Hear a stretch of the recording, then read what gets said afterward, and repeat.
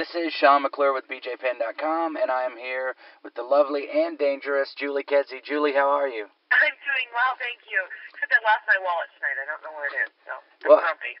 Somebody better return it, because if they don't, I have a feeling you'll hunt them down. I'm thinking about it. I think it was that guy on Twitter, the one that's always, poking at you. I can't remember. You have a lot of Twitter followers. I know, and a lot of them are strange. No offense to my fans, but there's a lot of weirdos. Hey, I'm one of them. Well, I have to ask you a question, because obviously I love fighting. I love fighters. So I go and I look up Julie Kedzie, and I go to Wikipedia, which is like a nightmare anyway, because nothing there is ever true. And it said, I've seen you fight, and it says, I can hear Bruce Buffer right now reading this. Julie Kedzie is a Taekwondo fighter, and I'm like, Taekwondo? This lady's a killer, a Muay Thai Jiu-Jitsu beast, but they have you listed as a sport, Taekwondo fighter. Yeah, I'm not really sure why that is. I did Taekwondo for like 20 years, and that's where I got my start. But I went back to my old Taekwondo school to teach a class for kids, an MMA class for kids. And I swear to you, I didn't remember a single kata or form or anything. I was embarrassed. I was like, well, I know I can't open one of these schools someday because I don't even remember how to tie belts anymore. So it's not really. I think it would be safe to say that I'm just an all-around MMA fighter at this point. Yeah. But Wikipedia one time said that I blew 3 guys in a back alley too. So it's a little flawed at times. I'm just saying that. Yeah. It said you trained with the X-Men and things like that. So. So I have another question. Women's MMA is exploding. You got me laughing. I'm all messed up. Women's MMA is exploding, and this whole Ultimate Fighter house thing is out of control. I mean, and you got Ronda Rousey and Miesha Tate, both of whom I like each one individually, but it seems like when they get together, it is literally explosive. Have you been around them in real life, and is that how it is? I was around them one time. This was before Ronda was the Strikeforce champion. Miesha had the belt. It was, I think it was the Ultimate Fighter finale when my teammates John Dodson and Diego Brandao won. And they're both just, individually just lovely people, just really, really nice girls. Not to say I wouldn't want to fight and beat both of them, because I would. But, both of them, it's true. Come on, I want the belt too. But both of them are, they were just very, very nice people. They interacted with each other kind of quasi-politely, didn't cross any boundaries or anything like that, but I could tell there was tension there. This was about the time that, Ronda was campaigning for the 135-pound title. I don't know how to explain it, but she definitely has a presence about her. She's got a real charisma. I'm sure if you've interacted with her before, you can tell where she's very, very driven. And I don't know, I admired it, but I could see how, Miesha and her just don't see eye to eye. And it's definitely exploded into an all-out rivalry at this point. And, what they're doing is, it's not my way about, going about doing things, but I'm an old lady at this point. For them, what they're doing, they're bringing a lot of attention to the sport, a lot of attention to, their fight, and they're selling it very, very well. So, regardless of, my approach or anybody else's approach to it, what they're doing is working for them very, very well. And it's really, really caused, this intense, interesting rivalry that everybody's tuning into. My next question is, one of my favorite female fighters, of course, Gina Carano. We had a discussion the other day, and I said, how do you think Gina would handle Ronda's aggressiveness? Because she is, I've interviewed her before, and she's really sweet, but when it's MMA time, she is very aggressive, like you said, driven. And Gina, when I had talked to Gina, this was a long, long time ago, and she never came across as that. So what we were talking about is, Gina can bite her lip and it becomes a GIF, that these guys are sharing. It has 1 million views, I think, on YouTube. Just a photo of her biting her lip, I think. So there's a huge fascination with Gina, and Ronda also has a big following. I'm just curious, Gina, how do you think she would handle the aggressiveness? Would she kind of laugh it off? I'm just asking your opinion. Would she kind of laugh it off, or do you think Gina would have jumped right in there? I don't. And she's no, I haven't really hung out with her, spoken to Gina in quite a while since she was out here training and stuff like that. But I do consider her to be a very good friend. Just from our interactions and from just getting to know her. The time she was here training, I really I almost feel protective of her in a way because she's just a really, really special human being. In terms of, I don't know how she would have handled it. That's one of those questions that we might never know the answer to. I think everybody shines in their own sphere, or I don't know. Everybody brings a kind of a unique approach to how they interact with the public, how they interact with people, and what people respond to. But I think people respond to Rousey's her aggression, her competitiveness. They kind of see her as a whole new, this whole new animal to be dealt with in MMA. And with Gina, there was a quality about her that's kind of, I don't know how to explain it because I already said charismatic a million times about Ronda, but it's the same thing about Gina. There was something about the way she presented herself, which was very approachable and personable, and also she was a rock star before she was even a movie star. You know what I mean? As a fighter. So in terms of, I really couldn't tell you how she would have handled everything with Ronda, but I know that she's a very, very gracious person.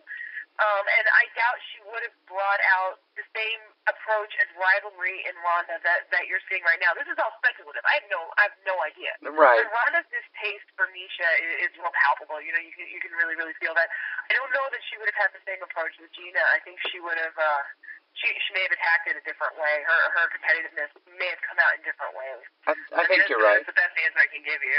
No. It's what I was looking for because I think the same thing. I've always thought that, Gina was like the ultimate example. She was like Randy Couture in a way that even in defeat, she was very, very gracious, and you just never heard her. I maybe there was, but I never really heard her bad mouthing or making excuses or anything like that. And no, I never. In the time I trained with her, and the time I knew, I've never heard her bad mouth another fighter ever. And that includes, that includes Cyborg, who kind of, who won the title from, or won the title in the bout, but I've never heard her speak ill of even Cyborg. I think it would have brought out different elements of the build-up. It may have brought out the animal. You never know. It could have brought out. You never know. And if she's a gamer, Gina Carano is definitely an athlete. Let me tell you, she whooped my ass plenty in the gym, and in our fight. So she's a gamer. Like she wants to go and go and go. So it's just a different. I just think people. With every fight, you could be the same person in your build-up to that fight. You could have the same approach, but I think that you really don't. You could kind of have a canned response as to how I'm going to take this person out by doing this, right. And I'm a beast, and I'm this. But it really, it never is the same with every opponent. It could be your approach to every fight, but each opponent is different. And you find that either in training for them or in actually fighting them, that every opponent presents a different challenge, even if it's just in the marketing. Well, let's switch gears because I'm really excited for your next fight, and I'll say this, and Pedro will back me up, the editor. There is something, I don't know what it is, but your last, I think, 2 fights, you have scared the crap out of me. You have come out, and it's been brutal. Like, you have so much power behind what you throw, and it's literally like this nice, sweet Julie Kedzie I'm talking to vanishes, and this monster appears and starts just beating people up. I mean, what have you... Well, I'll go ahead and finish your question, sorry. No, what have you... What's changed in your training, or how are you focusing yourself? Because there's a noticeable difference. Well, I think I've definitely matured and come to my own a little bit. But that being said, I thought my last fight was a total stud. I was so furious with myself. I hated myself after my last fight. After the Misha fight, I was okay with it because I got caught in an armbar. I lost. I tapped. But this last fight, I just didn't perform. I was so angry at myself. I was furious because it wasn't who I am in my last fight. So in this next fight, I'm just kind of transforming into a beast already. I'm furious. I'm mad. Like I don't care who I fight right now. I want to rip their throat out. Maybe in the most legal way. in the most legal way, of course. I just want to rip. I have nothing against this opponent. I don't even know her. Like I know nothing about her. She seems tough as hell. She seems really talented. She's young. She's pretty. She's marketing herself. Whatever. I don't care. Like give me Anderson Silva. Give me Fedor. I don't care. I want to taste blood this next fight because I'm so mad at myself because I just underperformed and I hate that. You know, I want the victories. Win or lose, I want the good fight, and I didn't get it, and and I was mad, really mad. So I'm a little bit motivated, if you can't tell. Yeah, I'm a little scared right now. I think I just peed myself a little, to be honest with you. Well, so here's the question: your next fight is in Australia, right? Yes. And I was just curious, when you travel, especially when you're going to Australia, how do you you change cultures, you change time zones, the diet, food is different over there. I think a lot of people don't realize just getting the food that you need over there or in a place could be a challenge. How do you adjust for that as a professional? That's a really good question for me at this point because I've definitely bulked up over the years. The last time I fought overseas, I guess I fought in Canada, but the availability of food and everything, pretty normal there. But the last time I fought overseas was in St. Petersburg, and I was much lighter. I was walking around much lighter then. I walked around at like maybe 142. At this point, I'm not going to tell you what I weigh, but I weigh a lot more. So it's been a tougher cut for me these past few years because I've put on some more muscle. I put on some more mass, which I think has suited me as a fighter. I don't know as a girl. I don't care. Like that, I'll worry about that later. But as a fighter, I think it suited me. Like I feel much more confident in my execution of things, having put on more muscle. But it's going to be interesting. Like I really can't tell you that. Like my plan is to hopefully come in a little bit lighter this time around. But we'll see what happens. I think that in Australia, I have a very, very good friend, Kyle Noak, who's a teammate of mine, and he's already spoken to some people in Australia to, kind of help me out when I get there. So hopefully I'll have some people, around and helping me get the things that I need. But if not, a lot of fighting isn't just the fight; it's the struggle beforehand, and that I think that's kind of one of the things I almost excel at. Is kind of fighting through difficult circumstances. Like, that's kind of what puts me into war mode, so it might actually work to my benefit to not have everything as available, not kind of be spoiled and have everything set up for me, and just to kind of work hard. I like it. Well, why do it if it's not a challenge, Exactly. Get you out of your element, make you adapt. Mm-hmm. So, yeah. Say your opponent's name for me, if you would. I have no idea how to say it. See, I screw it up. Listen, I say... I think it's Alexandra or Alexandria Albu. I think it's Albu. That's what I said. I was like, you had to fight somebody with a name that was hard to say. Yeah, you'll have to ask the commentators who get like an audio of how to say it because I really don't know. I don't care what her name is. I just want to hit her. And the truth is, I do MMA announcing. I've done it some in like Phillips Arena. I've done announcing pretty much everywhere, and you'll get some of the weirdest names. So when I wrote this down, it's gotten to the point now where I make promoters phonetically spell it out. Yeah, for sure. I know exactly what you're talking about. When I was doing the commentary when Beck Hyatt fought Yasmika Sive, I freaked out because I got, like, we were doing all those pre-fight videos and all those things. I just kept mispronouncing their names. We'd have to redo the take, mispronouncing it, getting it all wrong. Like, one was from Australia, one was from Austria, and I was like, I had to redo that take like 40 billion times because I kept mixing up Australia and Austria. I get the name right, and then I get their nationality wrong. It was insane. Oh, my gosh. Well, yeah, I know. So you feel my pain, right? Mm-hmm. You feel my pain there, right? Yes, I feel your pain completely. And I'll tell you what, like, I'm actually the lucky one because it doesn't really matter how I pronounce her name as long as I win, Yeah. Because I beat her. Just go like this. I'd like to thank Alexandra for a good fight. Yeah. I'd like to thank my opponent for being a good opponent. Thank you. Well, look at the main event, how easy this is. It's Hunt versus Bigfoot, right? I mean, and even your last name, if it's easy to say, but I'm from Kentucky, and there are some really weird accents here. So you'd be Kedzie, Kedzie. Kedzie. Yeah. That's that old Kedzie coming down here. She gonna fight. Well, everybody calls me Kenzie anyway. Kenzie? Yeah, Kenzie. I was like, whatever.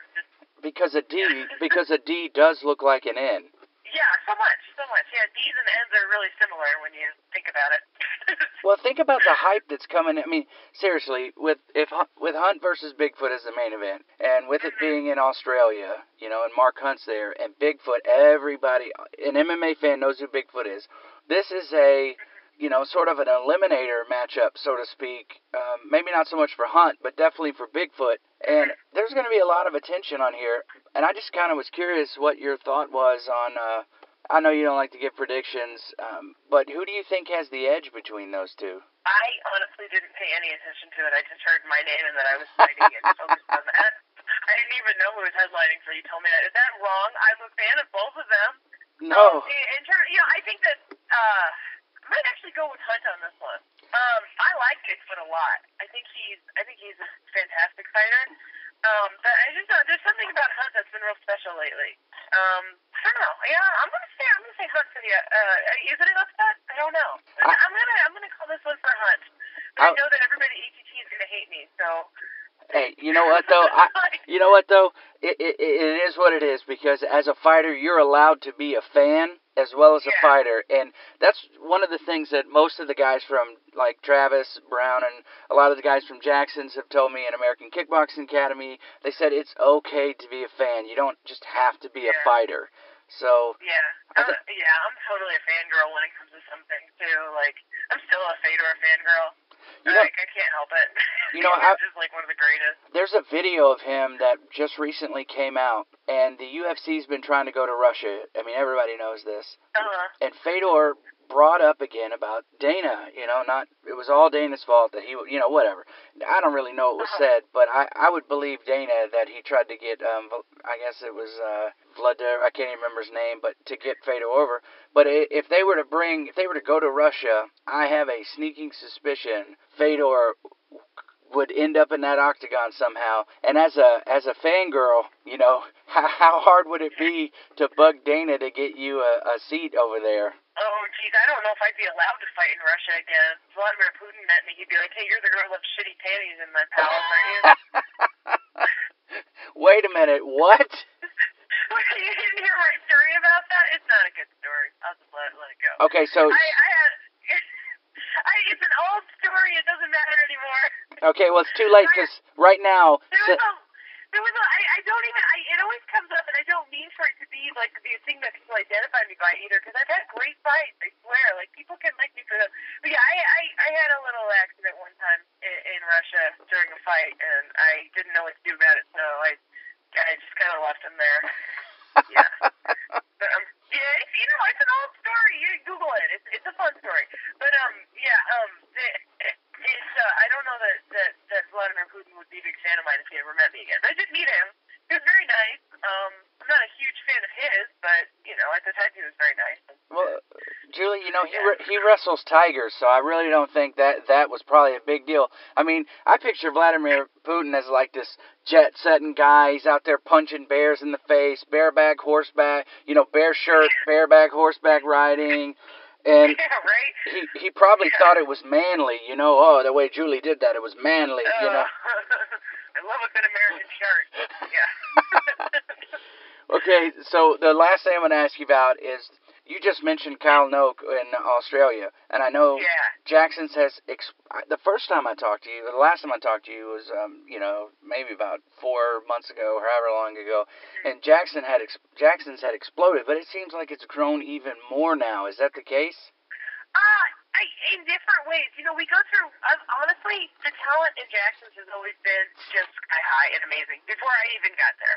Like, not that I brought it up, I sure didn't. But, there's just always been such tremendous talent, and it's been, and it's kind of the cyclical things where people remember about us, and then they'll see a new guy we've known about that's going to come out and, do great things. We've known about this guy for years, and all of a sudden, explodes into the scene of everybody else's consciousness. But, really honestly, there's just, every day you walk in that gym, you have, like, amateur fighters in there who nobody's ever heard of, who are just they're gonna whoop it on the stage. So, it's like, and then you have, like female fighters like Holly Holm, who just tremendous run of knockouts lately, tremendous fighting, where, it's gotta be before too long before they give her a UFC contract. Like, I'm like, she's just so good. And, I don't know, I think the fighters and the talent and the training is always there. I think it's just people kind of focus on us every now and then they don't. And then, it's just wherever the great giant eyeball of the media chooses to settle. That's the thing, I've noticed about Greg. Now, in the beginning, Greg was more vocal, but lately, he seems a lot like more like Ed Suarez. Greg has never talked trash that I've heard ever, and Ed maybe once or twice, but Greg just kind of, I don't know how he does it. He's got all these top fighters, and he just kind of stands back just out of the spotlight, if he could, he wouldn't do, and I mean, he loves the guys that he does interviews with and stuff like that, but if he could, he would give all the other coaches, like, he'd have them do the interviews and then do the, he really is somebody it's not a fake, how do I say, it's not a false modesty or anything like that. I mean, I work for the man, I see him every day. He's got tons of confidence in himself and his fighters and what he does, like a lot of pride in it, but it's also to the point where he doesn't feel like he has to talk about it, like, he lets the results kind of speak for themselves.